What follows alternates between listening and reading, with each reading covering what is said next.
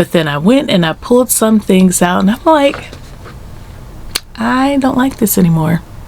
And it's not that it's bad, I'm just over it.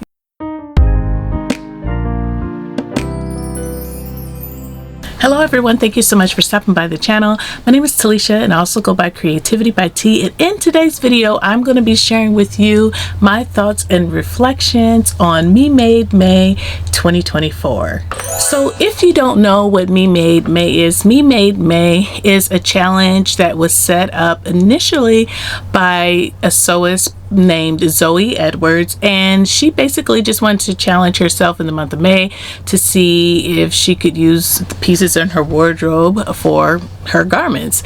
And since then a lot of people have just picked up on it. I mean, this is like global, and so when you participate in memade May, you know, a lot of people make pledges as to how they're going to participate. You could participate by wearing your memade makes all through the month of May. You could wear them once a week on the weekends, you know, however you decide to set up your pledge. So for me, I did not publicly announce my pledge, but I did challenge myself to wear my makes all through the month of May. I did have some challenges and I did learn some things about myself in my makes, and one was very obvious and then one was very not so obvious. So definitely stick around so you can hear what they were, and I'll go ahead and start with the obvious.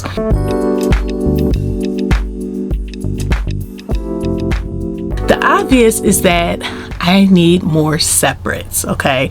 I have been saying that for the longest, but this was also the first year that I had more separates to participate. I just found that having those separates in my closet and in my wardrobe helped me to be able to mix and match a little bit more, spice it up here and there where I may not have paired a separate with something before. I was able to do it this year. So I found that to be quite interesting and quite satisfying, to be honest, because it does help your wardrobe, you know, expand. You're able to maximize your wardrobe that way. So that was one thing that I learned, and I will be making more separates in the future. But I did notice that with those separates, they have like a matching counterpart. So basically if I made a cardigan, I may have made a skirt to match, but like I said, at the end of the day I was able to mix and match them and maximize my wardrobe. So that was one thing. Need more separates, but I had more separates. Okay,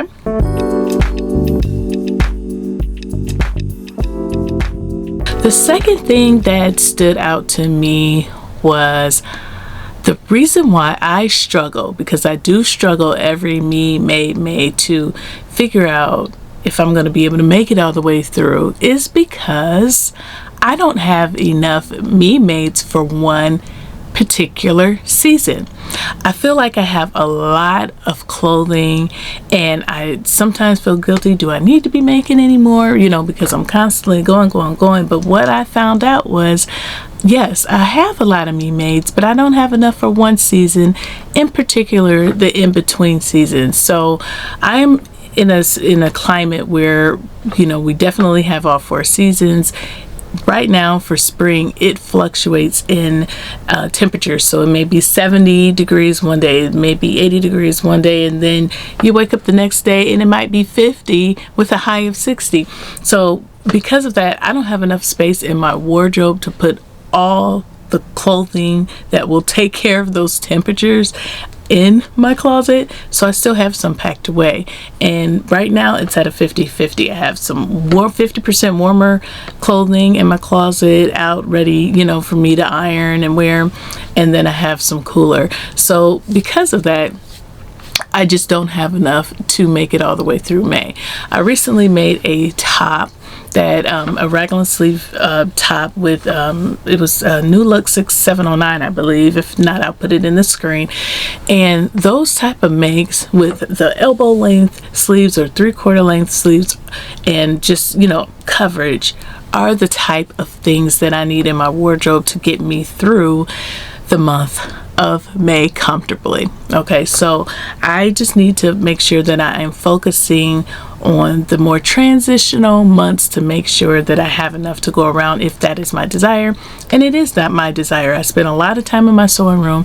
I spend a lot of time looking at patterns. I spend a lot of money on patterns. I spend a lot of money on fabric, and I want to make sure that I am utilizing those things because I have them. I desire to use them. I desire to wear them. So that's what I want. So I did struggle with that. You know, I have a lot of jumpsuits that are, you know, for summer. I have a lot of dresses that are for summer, but I can't wear them in the month of May. So I definitely need to focus more on transitional season me-made garments. So that was number 2.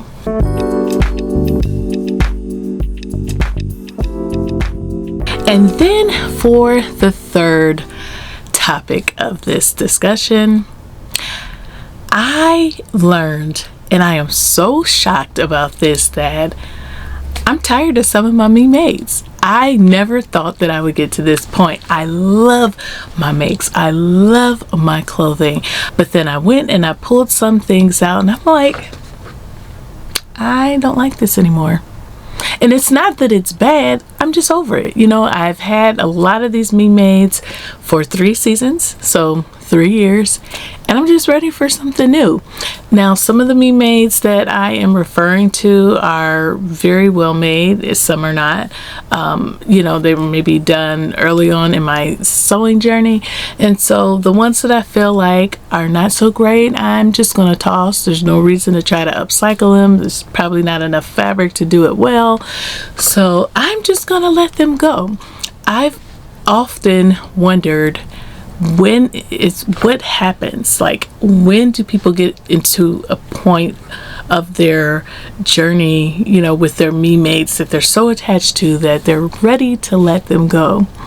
And I learned that during this me-made May. I did. So that was very surprising for me, very shocking. But yeah, there's a couple of dresses that I'm like, it's time to move on.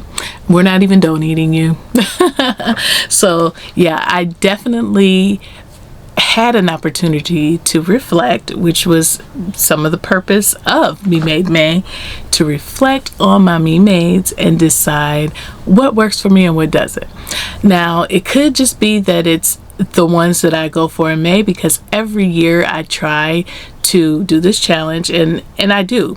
Like this year, I did post mostly on YouTube as a short, and I did post on Instagram a little bit, but when it came down to the last 2 weeks, I just kind of stopped posting because that's when I was like, I don't like this anymore. So yeah, but I will say that the ones that I'm feeling more like that about are my older garments, not the newer ones. The one, like I said, have been cycled through for three Me-Made Mays. So yeah, so I am kind of excited about that because I can get rid of those and make room for more, because you know I'm gonna do that anyway. So yeah, those are my reflections. Let me know in the comments what you think about what I said. Can you relate? Is that something that you felt in the past before? Let me know in the comments below.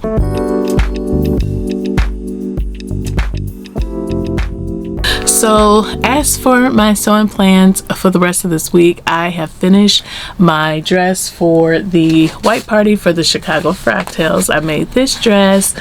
It's back here, and I will be sharing that with you later.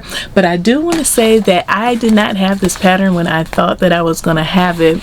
So Lovely with Grace from So Lovely with Grace heard me in my video when I mentioned it. She was so kind, sent me the pattern to my home. She ordered it, and I was so relieved. I got on it right away. I think the dress looks lovely. Everyone, let's take a pause for the cause and give Grace a hand clap. Thank you so much, Grace, for gifting me with this lovely pattern. I truly appreciate your friendship and your thoughtfulness. You know, it is a little bit of a different style for me. I haven't made, you know, a style that's going to be showing my skin like this in so long, but I am here for it. I'm going to have a blast, and I am recording this Monday morning before I'm headed to work, and I cut out my dress, and I'm talking about the dress for the actual Frocktail event, but I keep going back and forth about it, and I just need to go ahead and sew it up. So I only have today, Monday, Tuesday, and Wednesday. I need to be done by Thursday. So hopefully that all goes well and that I'm not doing, you know, overnighters trying to get it done. But yeah, so that's what's new, and that's what's going on in the sewing room. So again, let me know in the comments your thoughts about my reflections, and if you can relate. I'm gonna go ahead and head out. If you enjoyed this video, go ahead and give me a thumbs up, subscribe if you are interested in content for me, and thank you to all of my new and returning subscribers for your support, and I'll see you in the next video. Bye.